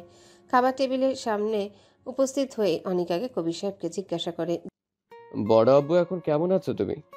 শরীর কি খুব খারাপ করেছিল রাতে? ও বড় মা, রোদ ভাইকে কল করে বলেছে ব্যাপারে কিছু? না রে বাবা, এখনো বলিনি, ভাবছি একটু পর কল করব। এখন তো বোধহয় ওখানে ভোর রাত। জুবাইদা বেগম খাবার সার্ভ করতে করতে বলেন। পাশেই দাঁড়িয়ে আছেন তার বাকি জায়েরা, এটা ওটা সকলকে এগিয়ে দিচ্ছেন তারা। অনেক চিন্তা করো না, আমি এখন আগে থেকে কিছুটা সুস্থ আছি। তুমি নাস্তা করতে বসো, অফিসে লেট হচ্ছে তোমার। কবির সাহেব বললেন, সত্যি ঠিক আছো তো বড় আব্বু? হ্যাঁ হ্যাঁ, বসো এখন। বলেই খাওয়া শুরু করলেন কবির সাহেব। এরই মধ্যে তাইফ এহসান জিজ্ঞাসা করলেন, ভাইজান, রোদ কি বলেছে? কবে আসবে ও? ওর তো পড়া আরো 2 বছর আগে শেষ হলো। দেশে আসবে কবে? হ্যাঁ, ও তো বললো সেখানকার এক হসপিটালে নাকি ডাক্তার হিসেবে জয়েন করেছে। ওর ধারণা আপাতত বাইরের কোনো হসপিটালে চিকিৎসক হিসেবে থেকে স্পেশালিস্ট হয়ে তারপর নাকি দেশে ফিরবে। রোদ তো বললো বিডি ব্যাক করে কোনো এক হসপিটালে যেন জয়েন করবে। কি যেন ছিল নামটা? মনে করার চেষ্টা করতে লাগলেন কবির সাহেব। ভাইজান, এনআইসি ভিডি হসপিটাল। শেখ সাহেব বলে উঠলেন, হ্যাঁ হ্যাঁ, ঠিক বলেছিস। মাথা নাড়িয়ে জবাব দিতে লাগলেন কবির সাহেব, তা বুঝলাম, জয়েন করেছো তাও তো 2 বছর আগে। এখন তো রোদ মাশাআল্লাহ বেশ অভিজ্ঞ একজন হার্ট সার্জন হিসেবে পরিচিতি পাচ্ছে। বলি কি, এবার ছেলেটাকে ফিরে আসতে বলো। সাব্বির সাহেব কিছুটা সময় নিয়ে বললেন কথাগুলো। দেখি ওর সাথে কথা বলবো না হয় এই বিষয়ে। কিছুক্ষণ চুপ থেকে তারপর বললেন কবির হেসান। এসব কথার মাঝে তারা নাস্তা শেষ করলেন। তারপর সকলে যার যার কর্মস্থলে চলে গেলেন। বাড়ির কর্তাদের বিদায় দিয়ে গৃহিণীরা অপেক্ষা করতে লাগলেন বাকি ছেলে মেয়েদের। জুবাইদা কবির দম্পতির মেয়ে রুহি এবার অনার্স 2য় বর্ষের ছাত্রী। ম্যানেজমেন্টে সাবজেক্ট নিয়ে ইডেন মহিলা কলেজে পড়ছে সে। উজ্জ্বল শ্যামলা গায়ের রং, 5 ফিট 4 ইঞ্চি উচ্চতা এবং ছিমছাম গায়ের গড়ন তার। উজ্জ্বল শ্যামলা গায়ের রং হলেও মুখটাই যেন রাজ্যের মায়া এই মেয়ের। মায়া মায়া জোড়া ভ্রুর ডাগর ডাগর আখিগুলোর দিকে তাকালে যেন চোখ ফেরানো দেয়। মাইমুনা বেগমের দু মেয়েও যেন এক চেহারার দুটি পুতুল, যমজ হওয়ায় একই উচ্চতা, 5 ফিট 2 ইঞ্চি তাদের, হয়তো বয়সের সাথে আরও লম্বা হবে। দুজনের গায়ের রং একই, হলুদ ফর্সা। বাহির থেকে দেখলে হুটহাট কেউ ধরতে পারবে না কে আহিরা কে মাহিরা, কিন্তু তাদের আলাদা করার জন্য ছোট্ট একটা পার্থক্য হচ্ছে আহিরার বা চোখের ভ্রুর সামনে একটা তিল আছে যা মাহিরার নেই। এই পার্থক্যটি অবশ্য ওদের পরিবারের মানুষজন ছাড়া তেমন কেউই ধরতে পারে না। ওরা দুজন এবার ইন্টার ফার্স্ট ইয়ারে পড়ছে। রাইসা বেগমের ছেলে পুতুল, নামে যেমন দেখতেও তেমন গুলুগুলু নাদুস নতুন বাচ্চাটা, ফর্সা টুকটাক গায়ের রং, ফুলো ফুলো গালগুলো দেখলে যে কারোর ইচ্ছে করবে টেনে দিতে। পুতুল এখন সবে ক্লাস 8-এ পড়ে। আরেকজন সদস্য বাকি আছে, তিনি আর কেউ নন, রাফিয়া বেগমের মেয়ে আর সকলের আদরের অরিন। 5 ফিট 4 ইঞ্চি উচ্চতার, হালকা নাদুস নুদুস গায়ের গড়ন তার। গায়ের রং বুঝি ছোটবেলা থেকে আরও এক ধাপ ফর্সা হয়েছে, যেন একটুখানি টোকা দিলে সেখান থেকে রক্ত বেরোবে। মেয়েটা যেমন ছটফটে তেমনি প্রাণবন্ত, ঠিক যেন ভাইয়ের জেরক্স কপি। হাসলে যেমন ফুলো ফুলো গাল দুটিতে টোল পড়ে, তেমনি তার সাথে তার হরিণী চোখ দুটিও হাসে। অরিন এবার HSC দিয়েছে। তার ইচ্ছে ঢাকা বিশ্ববিদ্যালয়ে পড়ার, তাই তাকে ভার্সিটির ভর্তি পরীক্ষার কোচিংয়ে দেওয়া হয়েছে। বাড়ির সকলের মধ্যমণি এই মেয়ে, তার চঞ্চলতায় যেন পুরো বাড়িকে মাথায় তুলে রাখে। রোদের মিষ্টি হাতছানি ছুঁয়ে যাচ্ছে চেহারায়, বারান্দা থেকে ভেসে আসছে পাখির কিচিরমিচির। সবকিছুই জানান দিচ্ছে একটা নতুন প্রভাতের। কিছুক্ষণ পর আড়মোড়া ভেঙে হামি দিতে দিতে বিছানায় শোয়া থেকে উঠে বসে অরিন। চোখে এখন রাজ্যের ঘুম, কিন্তু এখন যে তার আর ঘুমানো হবে না। কখন না জানি মা এসে ধুমসে বকুনি দিয়ে বসে তাকে।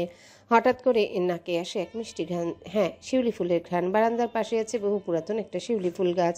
এটা অবশ্য তার রোদ ভাই ক্লাস 5-এ পড়াকালীন টিফিনের টাকা জমি কিনে এনেছিল, পরে নিজেই নাকি লাগিয়েছে গাছটা লাগানো হয়েছে রৌদ্রর ঘরের বারান্দা বরাবর, কিন্তু এখন গাছটা বেশ বড় হয় কয়েকটা ডাল অরিনের রুমের বারান্দার পাশে উকি দিচ্ছে। শিউলি ফুলের মিষ্টি ঘ্রাণ অরিনের যে বেশ পছন্দ। অবশ্য এই রুমটা অরিনই বাছাই করে নিয়েছে এই রুমের বারান্দার পাশে শিউলি ফুল গাছটার জন্যে। তাছাড়া এই রুমের বারান্দাটাও বেশ সুন্দর, আবার এই রুমের বারান্দা থেকে রৌদ্রের বারান্দাটাও দেখা যায়। এসব ভাবতে ভাবতে কিছুক্ষণ পর সামনে দেয়ালে থাকা ঘড়িতে হঠাৎ চোখ গেল তার। ঘড়ি দেখতে চক্ষু চড়ক গাছ। 9টা বাজতে আর মাত্র 5 মিনিট, ঠিক 10টায় তার কোচিং। না, আর দেরি করা চলবে না তার। তড়িঘড়ি করে ওয়াশরুমে ঢুকলো ফ্রেশ হতে। পাক্কা 20 মিনিট পর একেবারে রেডি হয়ে নিচে নামে সে। অরিন নিচে নেমে ড্রয়িং রুমে হালকা উকিঝুঁকি মেরে ডাইনিং এরিয়ায় চলে যায়। গিয়ে দেখতে পায় টেবিলে রুহি, আহিরা এবং মাহিরা বসে নাস্তা করছে। পুতুল আরও আগে নাস্তা করে স্কুলে চলে গিয়েছে, তার সেজো মা আর ছোটো মা তাদের সার্ভ করছে। অরিন গিয়ে নিজের চেয়ারে বসে পড়ে। যেই না খাবার প্লেট থেকে এক টুকরো পরোটা মুখে দিবে, অমনি কেউ তার কান টেনে ধরলো। ব্যথায় চোখ মুখ কুচকে কানে ধরা হাতটার মালিকের দিকে তাকাতেই ব্যথা ভুলে দাঁত বের করে লম্বা হাসি দেয়। কান যে আর কেউ না, রাফিয়া বেগম ধরেছে। মেয়ের হাসি দেখে কটমুটিয়ে তাকিয়ে থেকে বললেন, না না, এবার আর আপনার হাসিতে ভুলছি না আমি, বেয়াদব মেয়ে। দিন দিন বেশ পাজি হচ্ছ তুমি। সকাল কয়টা বাজে? হ্যাঁ, অলরেডি 9:25 বেজে গেছে। 10টায় ক্লাস। এত বড় হয়েও কেন তোমাকে আমার ঘুম থেকে তুলতে হবে বলো? কবার গিয়ে রুমে ডেকে আসছি তোমায়, সে খেয়াল আছে তোমার? 18 বছরের মেয়ে হয়েও 10 বছরের বাচ্চার মতো করো তুমি। সকলের আদর পেয়ে পেয়ে দিন দিন বাদর হচ্ছ তুমি। আর কিছু বলতে গেলেই নিজের হাসি দেখাও। কি ভাবছো কি তুমি প্রতিবার তোমার হাসি দেখিয়ে ভুলিয়ে দিবে আমায়? আজ আর এক চুলও ছাড় দিচ্ছি না তোমায়, পাজি মেয়ে। মায়ের মুখে এমন আপনি আর তুমি সম্বোধন শুনে বেশ বুঝতে পারছে অরিন তার মা খুব রেগে গেছে। কেননা রাফিয়া বেগম খুব রেগে থাকলে আপনি অথবা তুমি করে বলে, আম্মু বিশ্বাস করো, আমি অ্যালার্ম দিয়েছিলাম, কিন্তু কি জানি কি হয়েছে, ফোনে অ্যালার্মটা বাজলোই না। বেশ ইনোসেন্ট ফেস বানিয়ে কথাগুলো বলল অরিন। তা কি করে বাজবে? যতবার অ্যালার্ম বাজে ততবারই তো তুমি অ্যালার্ম অফ করে আবার শুয়ে পড়ো। তোমাকে আমার বেশ ভালো মতোই চেনা আছে। চুরি ধরা পড়ার মতো চেহারার অবস্থা হয়েছে এখন অরিনের। অন্যদিকে ওর দিকে তাকিয়ে মিটমিট করে হাসছে রুহি। অরিন জিভ দিয়ে ঠোঁট ভিজিয়ে আবারও সাফাই গাইতে গাইতে বলতে লাগলো, আম্মু সত্যি অ্যালার্ম বাজেনি, মনে হয় ফোনটায় কোনো সমস্যা হয়েছে। হয়েছে, এবার থামো। আর বলতে হবে না তোমাকে। মনে রেখো, আমি তোমাকে পেটে ধরেছি, তুমি আমাকে নয়। আহ থামো তো রাফু, কি শুরু করলি মেয়েটার সাথে সকাল সকাল? মেয়েটাকে তুই খেতে অবধি দিচ্ছিস না। এবার একটু চুপ যা, বাচ্চাটা খেয়ে নি। রান্নাঘর থেকে আস্তে আস্তে বলতে লাগলেন জুবাইদা বেগম। হ্যাঁ গো মেজবু, অনেক হয়েছে, আর কিছু বলো না মেয়েটাকে। অরিন মামুনি, খাওয়া শুরু করো।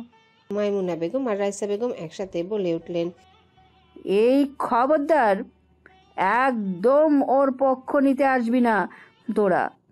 তোদের সবার আদরেও ও দিন দিন বাদর হচ্ছে। রাফিয়া বেগম মেয়ের মাথায় চাটি দিয়ে বলতে লাগলেন। উফ আম্মু, ব্যথা পাচ্ছি তো। হাত দিয়ে মাথা ডলতে ডলতে বলতে লাগলো অরিন। আহা রাফা, কি করছিস? মেয়েটাকে শুধু শুধু কেন মারছিস? যা তো, সর এখান থেকে। রাফিয়া বেগমকে সরিয়ে দিয়ে বলতে থাকেন জুবাইদা বেগম। অতঃপর অরিনের মাথায় স্নেহের সহিত হাত বুলিয়ে বলতে লাগলেন, থাক মা, মন খারাপ করিস না। তোর না কোচিং ক্লাসে দেরি হয়ে যাচ্ছে, আয় বড় মাতাকে খাইয়ে দেই। অরিনও নাকচ করেনি এই প্রস্তাব, আনন্দের সাথে খেতে থাকে বড় মার হাতে। এদিকে ওদের এমন দৃশ্য দেখে রুহি ভান ধরে বলতে থাকে, হ্যাঁ রে, আহি মাহি, দিন দিন আমরা কেমন পাত্তাহীন হয়ে যাচ্ছে মনে হয়। কেউ একটু এমন করে খাইয়েও দেয় না। তুই কি এখনো ছোট আছিস রুহি, যে তোর ও আমাদের হাতে খেতে হবে? জুবাইদা বেগম বলে ওঠেন, আহ জবা, মেয়েটাকে এভাবে বলিস কেন? কি এমন হচ্ছে? ও একটু আমাদের হাতেই তো খেতে চাচ্ছে। আয় মা, মেজমা তোকে খাইয়ে দিচ্ছি। বলেই রুহির দিকে লোকমা তুলে দিতে লাগলেন রাফিয়া বেগম। রুহিও বেশ মজা করে খেতে লাগলো। এদিকে আহিও মাহিও বলতে লাগলো, তাহলে আমার কি দোষ? ওদের কথা শুনে মুচকি হাসলেন সকলে। রাইসা বেগম বললেন, আহি মাহি, আয় মা, ছোট মা তোদের খাইয়ে দিচ্ছি। ছোট, তোর একটা কষ্ট করে দুজনকে খাওয়ানো লাগবে না। তুই আহিরাকে খাইয়ে দে, আমি মাহিরাকে দিচ্ছি। মাইমুনা বেগম খাবার প্লেট সামনে নিয়ে বলতে লাগলেন। ওদের খাওয়ার মাঝে রাফিয়া বেগম জুবাইদা বেগমকে জিজ্ঞাসা করেন, হ্যাঁ রে জবা, রোদকে কল করবি না? এতক্ষণে তো মনে হয় ঘুম ছেড়ে উঠে পড়েছে ছেলেটা। আরও দেরি করে ওকে এসব জানালে পড়ে না আবার রাগ করে ছেলেটা। যা তো বলেছ মেজবু, তা যা বলেছ মেজবু। ছেলেটার বুঝি বয়সের সাথে রাগটাও কেমন পাল্লা দিয়ে বেড়েই চলছে। মেয়েকে খাইয়ে দিতে দিতে বলতে লাগলেন মাইমুনা বেগম, হ্যাঁ ঠিকই বলেছিস তোরা, এর জন্যই তো ওকে নিয়ে আমার এত চিন্তা। যাকগে, এখন কল দেই আগে। মোবাইলে ছেলেকে কল দিতে দিতে বললেন জুবাইদা বেগম, হ্যালো বাবা। ওয়ালাইকুম আসসালাম বাবা, কেমন আছিস? হ্যাঁ হ্যাঁ আলহামদুলিল্লাহ ভালো আছি আমি, বাড়ির সবাইও ভালো আছে, শুধু তোর আব্বু একটু অসুস্থ। না তেমন গুরুতর না, আসলে কাল রাতে বোধহয় আবারও প্যানিক অ্যাটাক হয়েছে। হ্যাঁ তোর দেয়া ওষুধই দিয়েছি। আর বলিস না বাপ, তোর বাবা কি আর আমার কথা শোনে? এতবার করে বললাম আজকে বাসা থেকে রেস্ট করতে, কিন্তু কে শুনে কার কথা? ঠিকই সুর করে অফিসে চলে গিয়েছে। আচ্ছা আসলে বলবো নে।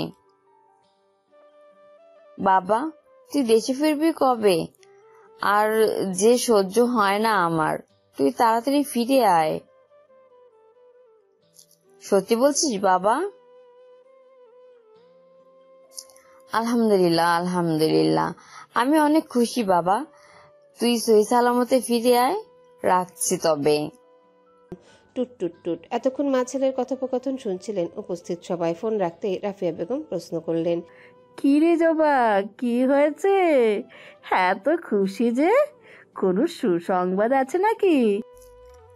হ্যাঁ হ্যাঁ হ্যাঁ, আমার রোদ ফিরছে দেশে, ও আসছে আগামী সপ্তাহে। আমার খোকা ফিরছে, আলহামদুলিল্লাহ। খুশিতে কান্না করে বলতে লাগলেন জুবাইদা বেগম। সত্যি বড় বউ? রাইসা বেগম উচ্ছ্বসিত কণ্ঠে জিজ্ঞাসা করছেন, যাক আলহামদুলিল্লাহ, ছেলেটা সুস্থ মতন ফিরুক তবে।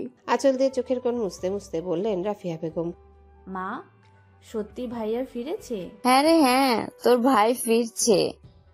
মেয়েকে বুকে জড়িয়ে ধরে বললেন জুবাইদা বেগম। পর্ব এত খুশির সংবাদ আর তুমি কাঁদছো? বললেন মাইমুনা বেগম। ওরে, এগুলো খুশির কান্না না রে সেজো। আমার রোজে 6টা বছর পর আসছে। এতগুলো বছর পর আমাকে সামনে থেকে আম্মা ডাকবে। আমার তো খুশিতে গড়াগড়ি করে কান্না করতে ইচ্ছে করছে। বলে চোখ মুছলেন তিনি। তার এরূপ কথা শুনে বাকি জায়েরাও না চাইতে হেসে দেয়। আহিমাহি তো ভাইয়ের আসার কথা শুনে হাততালি দেওয়া শুরু করে দিয়েছে। কিন্তু সকলের এত এত উচ্ছ্বাসের মাঝেও একজন রইল নির্বিকার, সে যে অরিন। সে কি রোদ্দুর আসার কথা শুনে খুশি হয়নি? হয়েছে বই কি, একটু বেশি খুশি হয়েছে। কিন্তু খুশির চেয়েও বেশি মেয়েটার মনে অন্য এক অনুভূতি জাগ্রত হচ্ছে। এই অচেনা অনুভূতির জেরে যে তার হৃৎপিণ্ডের গতি হঠাৎ করে স্বাভাবিকের তুলনায় একটু বেশি জোরে হচ্ছে। আচ্ছা, এমনটা হচ্ছে কেন? কেন সে রোদের আসার খবর শুনে স্বাভাবিক থাকতে পারছে না? হঠাৎ করে কি হলো তার? বুকটা কি জোরে জোরে কাঁপছে? হঠাৎ করে এই বুক চেপে ধরলো অরিন। ওর এমন কাণ্ডে হতচকিত হয়ে তেড়ে আসে রুহি। কি হলো অরিন? বুকে এভাবে হাত চেপে রেখেছিস কেন? খাবার আটকে গেছে নাকি? চিন্তিত হয়ে জিজ্ঞাসা করছে রুহি। রুহির এমন কথায় সকলে নিজেদের উচ্ছ্বাস বাদ দিয়ে অরিনের জন্য ব্যস্ত হয়ে ওঠে। আমি ঠিক আছি রুহিপু, কিছু হয়নি। আচ্ছা আমি এখন উঠি, আমার ক্লাসে লেট হয়ে যাচ্ছে। চেয়ার ছেড়ে উঠে দাঁড়াতে দাঁড়াতে বলল অরিন। অরি, তুই ঠিক আছিস তো মা? হ্যাঁ আম্মু, তুমি টেনশন করো না, আসছি। কেমন? সাবধানে যাস। জুবাইদা বেগম বললেন। ওকে। ছোট করে উত্তর দিল অরিন। এরপর চলে গেল সে। বাড়ির বাইরে গিয়ে রাস্তায় দাঁড়াতে রিক্সা পেয়ে যায় অরিন। তাই আর দেরি না করে চলে যায় ক্লাসে। অরিন আবার গাড়িতে করে ততটা যাতায়াত করতে পছন্দ করে না। তার এমন খোলা রিক্সায় বাতাস গায়ে মেখে যাতায়াত করতে ভালো লাগে। বাড়িতে যে কয়টা গাড়ি আছে তার মধ্যে একটা নিয়ে কবির সাহেব আর তার বাবা বের হন, একটা নিয়ে তাশরিক সাহেব বের হন। তায়েব সাহেব তো পুলিশের জিপি ব্যবহার করেন, আরেকটা দিয়ে বাড়ির ছেলে মেয়েদের স্কুল কলেজে দিয়ে আসা হয়। অরিনকে অনেকবার করে বলা হয়েছে গাড়ি দিয়ে যেতে, কিন্তু অরিন যে একরোখা, তাই আর কেউ তাকে রিক্সায় যাতায়াতে বারণ করেনি। এদিকে বাড়ি থেকে রুহি, আহিরা, মাহি ওরাও যার যার কলেজে চলে যায়। খোলা রিক্সায় বসে ব্যস্ত ঢাকা শহর দেখছে অরিন। বাতাসে এসে দোলা দিয়ে যাচ্ছে চোখে মুখে তার। বসে বসে ভাবছে রৌদ্রের প্রতি এমন অনুভূতি উৎপত্তি ঘন্টা। সময়টা ছিল তখনকার, যখন অরিনের বয়স 12 বছর। অরিন তখন ক্লাস 7-এ পড়ে। রৌদ্র বাড়িতে এসেছিল প্রায় 15 দিনের জন্য, কিন্তু তখন অরিন জানতো না যে এরপর তার রৌদ্র ভাইয়ার আসবে না। দিনটা ছিল সোমবার। অরিন স্কুল থেকে বাড়িতে ফিরবে এমন সময় তার ভাই অনিক আসে তাকে নিয়ে যেতে। অরিনও খুশি মনে স্কুল থেকে ফিরছিল, কিন্তু হঠাৎ অনিক বলে, বনু, তুই একটু দাঁড়াবি এখানে, আমার একটা কাজ আছে। আমি 2 মিনিটে ফিরে আসছি, কেমন? আচ্ছা ভাইয়া। মাথা কাত করে সম্মতি দেয় অরিন।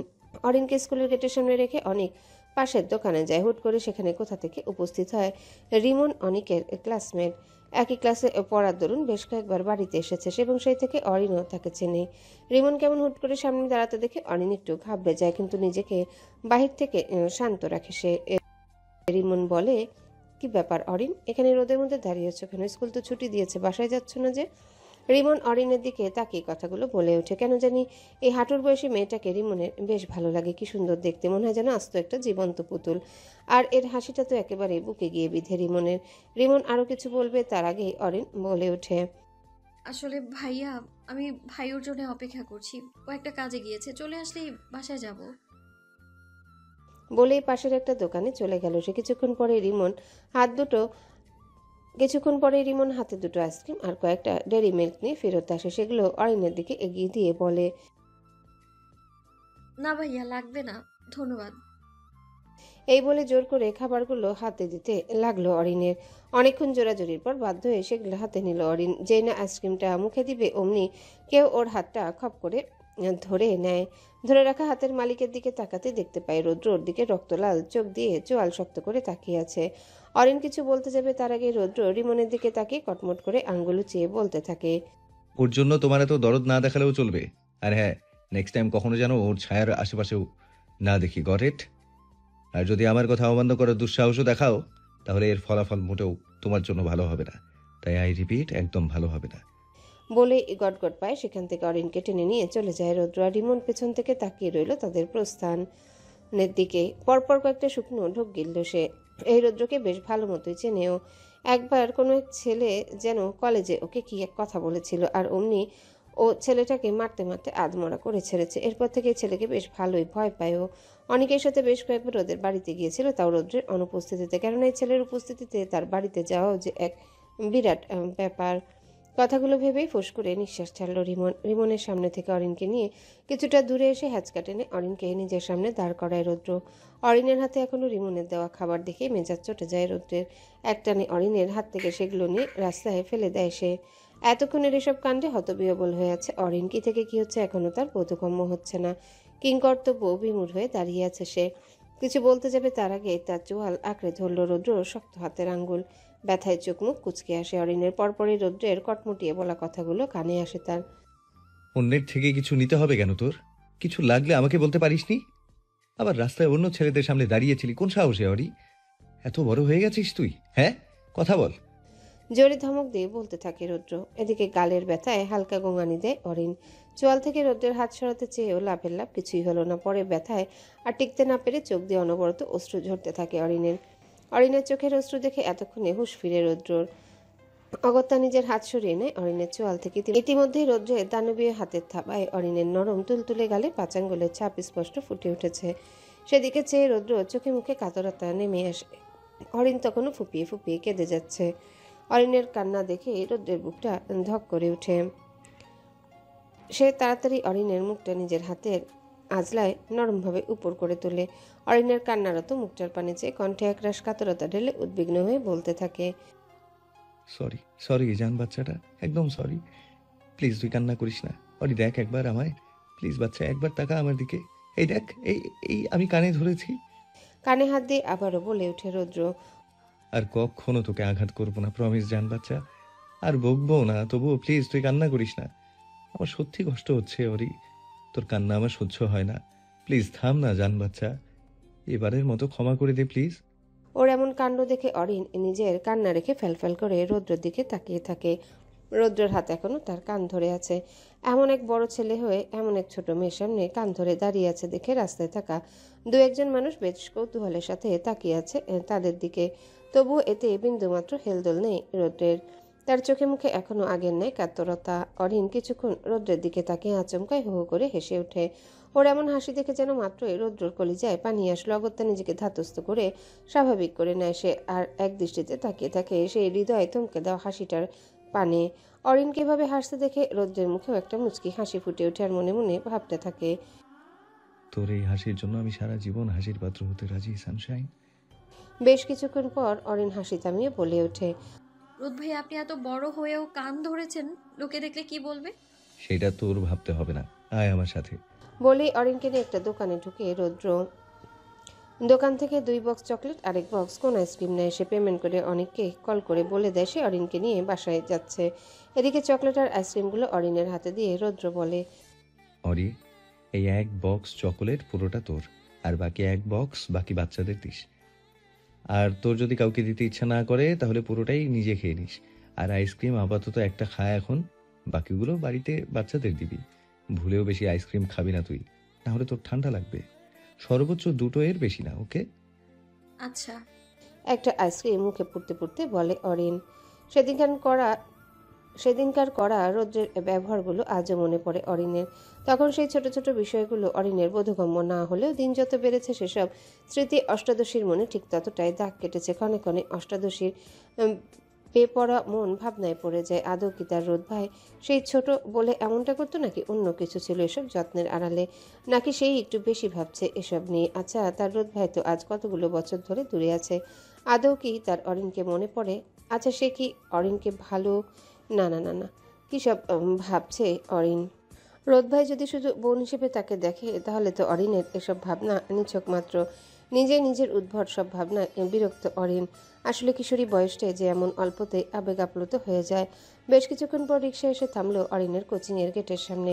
অরিন ভাড়া চুকিয়ে সামনে হাঁটতে দুজোড়া পা তার সামনে এসে উপস্থিত হয়। অরিন ভ্রুকুচকে চোখ উপরে তুলতে দেখে তার বেস্টুরা হেনা আর ফারিয়া দাঁড়িয়ে। সহসা কুচকানো ভ্রু শিথিল করে সে। তাদের দেখে দাঁত বের করে হেসে ওঠে অরিন। হেনার ফারিয়া এক দৃষ্টিতে তাকিয়ে থাকে সেই সুহাসিনীর দিকে। কথায় আছে, যাদের হাসি সুন্দর তাদের নাকি সুহাসিনী বলে। অরিনকে দেখলে যে তাদের মনে হয় এই নামটা বুঝে এই মেয়েটার সাথে খুব ভালো যায়। এই যে তাদের সামনে একটা জীবন্ত পুতুল দাঁড়িয়েছে। অরিনের পরনে হাঁটু নিচ অব্দি একটা বেবি পিঙ্ক কালারের টপস আর ব্ল্যাক জিন্স, মাথায় কি সুন্দর করে হিজাব পরা। তাদেরকে নিজের দিকে এমন করে তাকিয়ে থাকতে দেখে চোখ ছোট ছোট করে তাকায় অরিন। হাত দিয়ে তাদের সামনে তুড়ি বাজিয়ে বলে ওঠে, কিরে কি হলো, এমন হাঁ করে দেখছিস কি? তোকেই দেখছি, ভাবছি আমার কোনো বড় ভাই কেন হলো না। যদি থাকতো তাহলে জোর করে হলেও তোকে আমার ভাবি বানাতাম। আফসোসের সাথে বলে ওঠে ফারিয়া। তোর তো তাও ভাই নেই, কিন্তু আমার ভাইটা যে আমারই ছোট, ওর জন্যে তো চাইলেও ওরিকে নিতে পারবো না। একটু নাটকীয় ভঙ্গিতে কপাল চাপড়াতে চাপড়াতে বলল হেনা। হয়েছে, এবার থাম তোরা। ভাগ্যিস তোদের ভাই নেই, না থাকতে যেভাবে কাড়াকাড়ি করছিস, থাকলে না জানি কি করতি। চল ক্লাসে যাই, এখন লেট হচ্ছে। হ্যাঁ হ্যাঁ চল বলেই তিনজন ক্লাসে ঢুকে পড়ে। কোচিং শেষ হতে হতে প্রায় 12টা 10 বেজে যায়। অরিন তার ফ্রেন্ডসদের সাথে কিছুক্ষণ দুষ্টুমি করতে করতে রাস্তার পাশে একটা ছোট ক্যাফে, সেখানে চলে আসে। তারা তিনজনই আইসক্রিম অর্ডার করে। এরই মাঝে হেনা বলে ওঠে, শোন না দোস্ত, আমার না আজকের ক্লাসের কোনো পড়াই মাথায় ঢুকেনি। কেমনে যে কি করি, একটু পড়লে বাকিটুকু ভুলে যাই। একটা প্রশ্নের উত্তর খুঁজতে গিয়ে ঘন্টার পর ঘন্টা পার হয়ে যায়। ভাগ্যক্রমে উত্তর পেয়ে গেলে আবার প্রশ্নই ভুলে যাই। আমার যে কি হবে। কাঁদো কাঁদো ভাব নিয়ে টেবিলের ওপর কনুইঠে গিয়ে এক হাত দিয়ে কপালে কপাল চেপে বলে ওঠে হেনা। হেনার কথা শুনে যার পর নয় ফারিয়া আর অরিন যেন হাসতে হাসতে কুটি কুটি খাওয়ার মতো অবস্থা। হেনা ঠোঁট উল্টে ওদের দুজনের দিকে চেয়ে রয়। যা মির্জাফর কতগুলা, আমি এখানে নিজের দুঃখ কাহিনী বলছি আর এনারা কেমন হাসছে। বলি তোরা কি হাসি থামাবি নাকি আমি চলে যাব? এই না না বেবি, যাস না। আচ্ছা সরি, আর হাসবো না। ফারি চুপ কর। অগত্যা হাসি থামিয়ে বলে ওঠে অরিন। এরই মাঝে তাদের আইসক্রিমও চলে আসে। তারা সকলে আইসক্রিম হাতে নিবে। এর মাঝে ফারিয়া বলে, এই চল না, হাঁটতে হাঁটতে খাই, বেশ মজা হবে। হ্যাঁ, আইডিয়াটা বেশ দারুণ, চল। বলে অরিন সহ হেনা আর ফারিয়া বেরিয়ে আসে ক্যাফে থেকে। রাস্তায় হাঁটতে হাঁটতে তিনজন রাজ্যের আলাপ জুড়ে চলছেন। এরই মাঝে হঠাৎ একটা বাইক অরিনদের সামনে এসে দাঁড়ায়। অরিন সহ বাকিরাও কিছুটা ভড়কে যায়, কিন্তু বাহির থেকে নিজেদের স্বাভাবিক রাখে। বাইক থেকে একজন ছেলে নেমে এসে অরিনের সামনে হাঁটু গেড়ে বসে পড়ে। ছেলেটিকে দেখে ফারিয়া অরিনের কানে ফিসফিসিয়ে বলে, অরিন উনি শিহাব ভাই, আমাদের কোচিংয়ে কেমিস্ট্রি টিচারের ছোট ভাই। ফারিয়ার কথা শুনে অরিন হতবিহ্বল হয়ে চেয়ে থাকে সেদিকে। ছেলেটা বসে একটা গোলাপের বুকে অরিনের সামনে ধরে বুক ফুলিয়ে দীর্ঘশ্বাস নিয়ে একটানে বলে ওঠে, হ্যালো বন্ধুরা, পরবর্তী পার্ট খুব তাড়াতাড়ি আসবে, তো সবাই অপেক্ষায় থাকো। আর চ্যানেলটি যারা এখনো সাবস্ক্রাইব করোনি তারা পরবর্তী পার্ট দেখার জন্য চ্যানেলটি সাবস্ক্রাইব করে রেখো। ধন্যবাদ সবাইকে, আমাদের সাথেই থেকো।